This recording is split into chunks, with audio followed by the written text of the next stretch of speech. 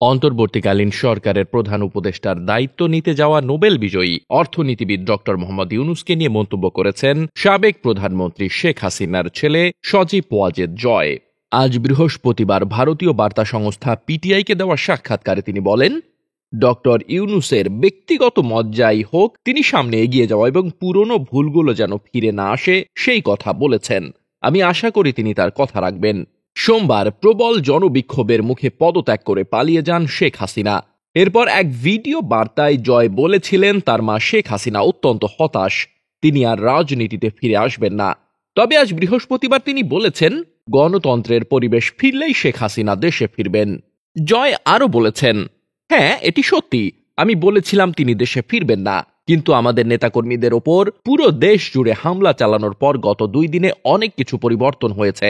আমাদের মানুষদের নিরাপদ রাখতে যা করার দরকার তার সবই আমরা করব। আমরা তাদের একা ফেলে চলে যাব না। জয় আরও বলেন, তিনি বলেছেন আওয়ামী লীগ বাংলাদেশের সবচেয়ে বড় ও পুরনো রাজনৈতিক দল। আমরা আমাদের মানুষদের কাছ থেকে দূরে সরে যেতে পারবো না।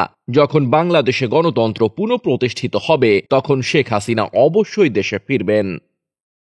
Desk report, বার্তাবাজার।